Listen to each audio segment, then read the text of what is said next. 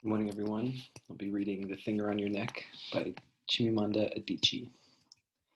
You thought everyone in America had a car and a gun. Your uncles and aunts and cousins thought so too. Right after you won the American Visa lottery, they told you, in a month you will have a big car, soon a big house, but don't buy a gun like those Americans. They trooped into the room in Lagos where you lived with your father and mother and three siblings, leaning against the unpainted walls because there weren't enough chairs to go around, to say goodbye in loud voices and tell you with lowered voices that they wanted you to send them, what they wanted you to send them. In comparison to the big car and house and possibly gun, the things they wanted were minor: handbags and shoes and perfumes and clothes. You said, okay, no problem. Your uncle in America, who had put in the names of all your family members for the American Visa lottery, said you could live with him until you got on your feet. He picked you up at the airport and brought you a big hot dog with yellow mustard that nauseated you. Introduction to America, he said with a laugh. He lived in a small white town in Maine, in a 30-year-old house by the lake.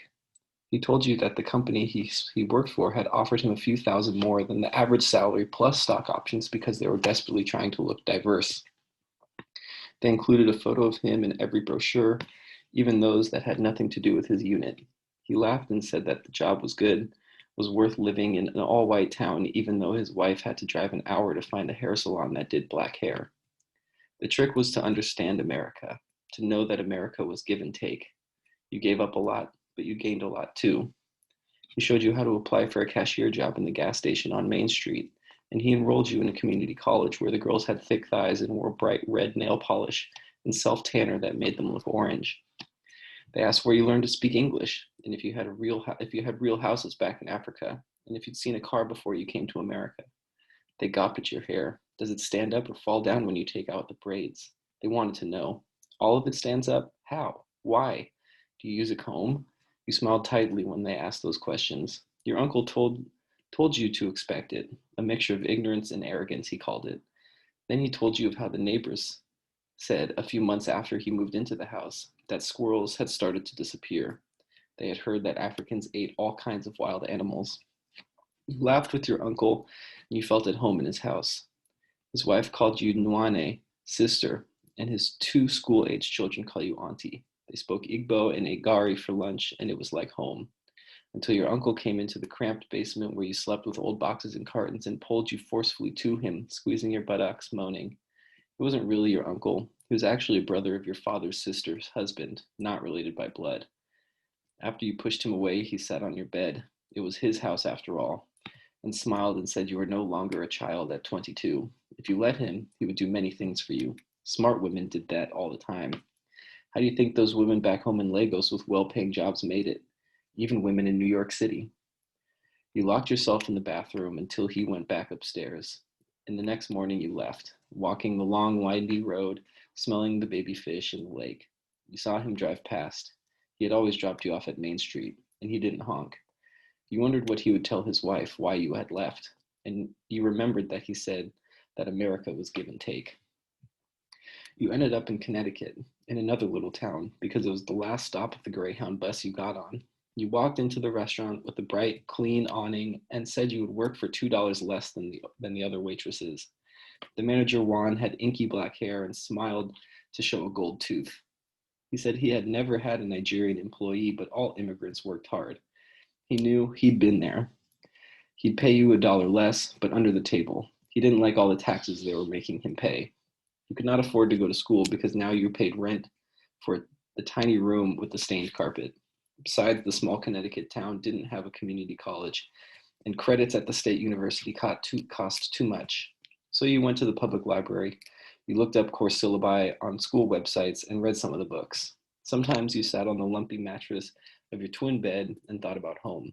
Your aunts who hawked dried fish, plantains, cajoling customers to buy, and then shouting insults when they didn't.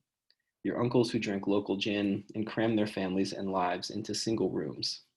Your friends who had come out to say goodbye before you left, to rejoice because you won the American Visa lottery, to confess their envy, your parents who often hid their hands as they walked to church, who held hands as they walked to church on Sunday mornings, the neighbors from the next room laughing and teasing them, your father who brought back his old boss's newspaper from work and made your brothers read them. Your mother, whose salary was barely enough to pay brothers' school fees at the secondary school where teachers gave an A when someone slipped them a brown envelope.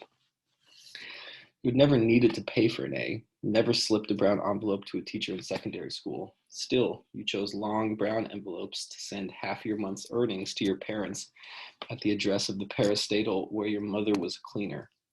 You always used the dollar notes that Juan gave you because those were crisp, unlike the tips. Every month, you wrapped the money carefully in white paper, but you didn't write a letter. There was nothing to write about. In later weeks, though, you wanted to write because you had stories to tell. You wanted to write about the surprising openness of people in America, how eagerly they told you about their mother fighting cancer, about their sister-in-law's preemie, and the kinds of things that one should hide or reveal only to the family members who wish them well.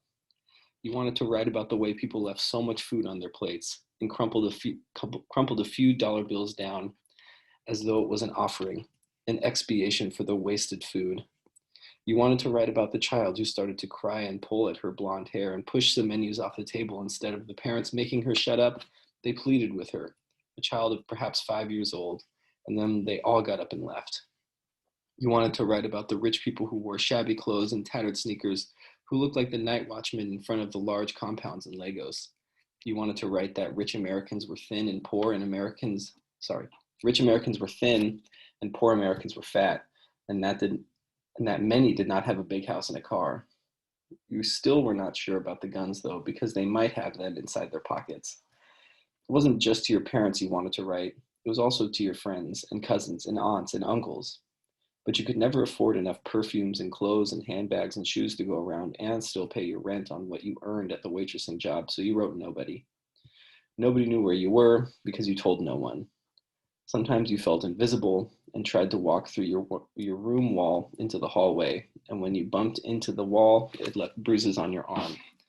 Once, Juan asked you if you had a man that hit you because he would take care of him, and you laughed a mysterious laugh. One night, something would wrap itself around your neck, something that very nearly choked you before you fell asleep. Many people at the restaurant asked when you had come from Jamaica, because they thought that every black person with a foreign accent was Jamaican. Or some who guessed that you were African told you that they loved elephants and wanted to go on a safari.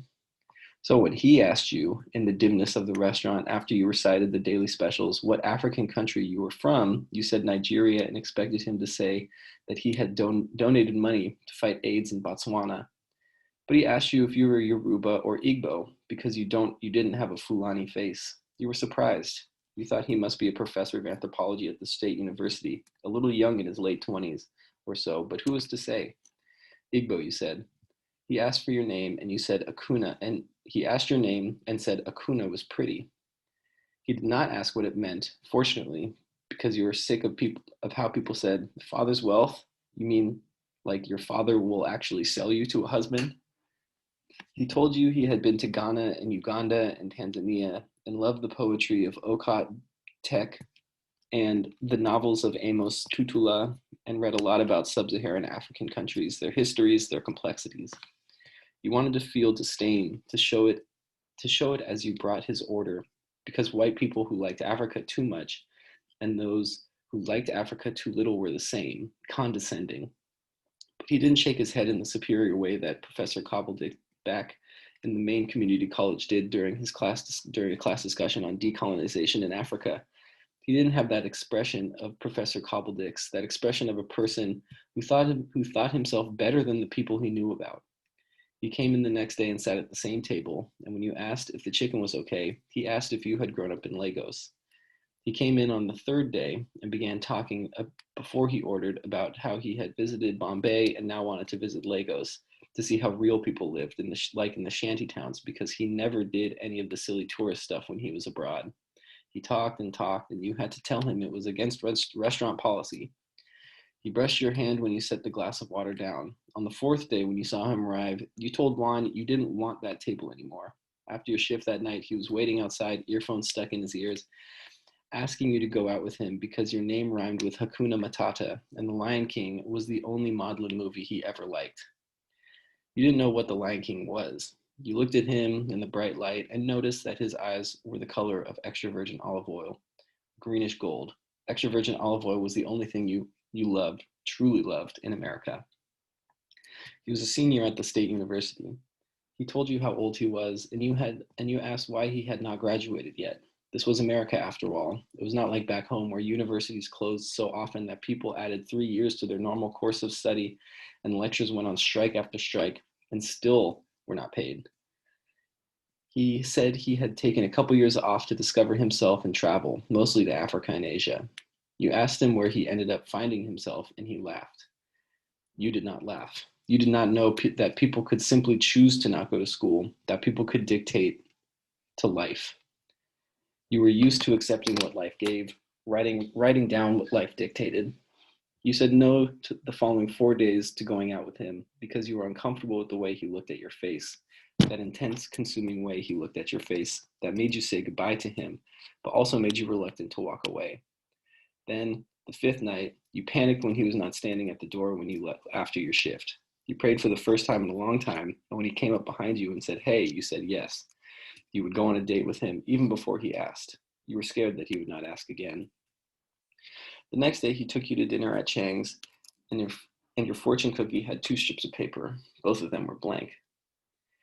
You knew you had become comfortable when you had told him that you would watch Jeopardy on the restaurant TV, and that you rooted for the following in this order: women of color, black men, and white women, before finally white men.